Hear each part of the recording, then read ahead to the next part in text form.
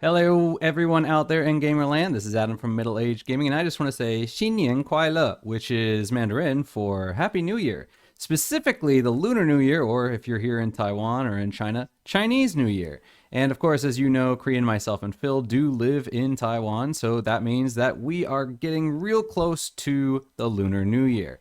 Now, unfortunately for us, that means that schools are off, and being teachers, we need to make up some of that extra time by doing special activities for the kids. So that means we are a little bit busy this week and will not be able to do an episode of the podcast. So we are very, very sorry for that. We will try to get one out next week, which is in the middle of the Lunar New Year. So we'll try to do one then, but with familial obligations, we're not quite sure if that's going to be possible, but we will do our best. And if we can't, we'll let you know.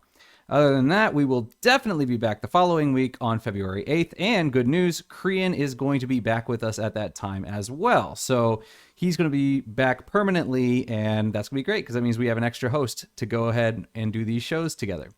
Before we go, I wanted to give you a little update on some news that we talked about last week. So last week we mentioned the possible buyout of Activision Blizzard by Microsoft. Now, there's been a lot of talk on this ever since that episode. And in that episode, I mentioned that the Take-Two buyout of Zynga had been the largest payout ever for a buyout up to that point. Well, this new buyout has blown that completely out of the water, as it seems that Microsoft is offering $68.7 billion to buy out Activision Blizzard, which not only is more than 5 times the previous set record that was just set, but it's also more than 15 times, or it's also larger than the top 15 acquisitions after it. So this is a huge deal. This is a massive amount of money that's completely unprecedented. So what does that mean for the gaming industry? Well, we're not quite sure yet. For one, Microsoft has come out and said that they're very excited about reactivating or reviving old IPs. So maybe something like StarCraft or Spyro the Dragon or Crash Bandicoot. Some of these might actually be coming back, which could be good news for a lot of gamers. Now, if you're on the PlayStation side, there's been a lot of worry. We saw on the day that this announcement was made, when they announced the price of this, the 68.7 billion, PlayStation stock dropped 20%. Now, it's worth noting that the entire stock market dropped. So this might not be entirely due to this buyout, but it definitely had a big influence on it.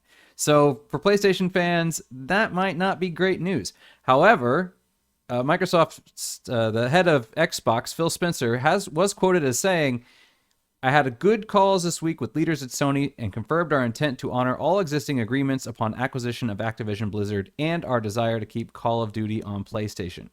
So what does this mean about other franchises other than Call of Duty? We're not quite sure, but it does seem that Call of Duty, at least for the time being, will be remaining on PlayStation. Now, does that mean that they plan to keep it on as long as the contracts are, and then once the contracts expire, they're going to take it off? Does that mean that they're going to, keep it on and then take other franchises? We're not quite sure. It's mostly speculation. And also, it's really worth noting here that if you look at the exact wording, our intent to honor and our desire to keep. Okay, so they desire to keep it. They want to keep it on PlayStation. But what does that really mean, just wanting to keep it on PlayStation? Does that mean they actually plan to? Or does that mean they're going to try to work out some kind of deal by maybe putting Game Pass on PlayStation and, uses this kind of leverage to get Game Pass on PlayStation? And then, of course, that would keep it on as well. So we still have to wait and see how this is going to go. There is lots of speculation that there might be some legal looking at this for antitrust things, saying that maybe Microsoft is getting too big or having too much power in the gaming sphere.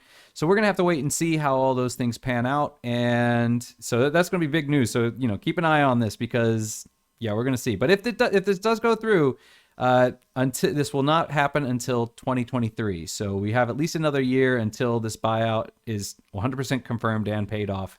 So there's a lot to look forward to seeing in the future.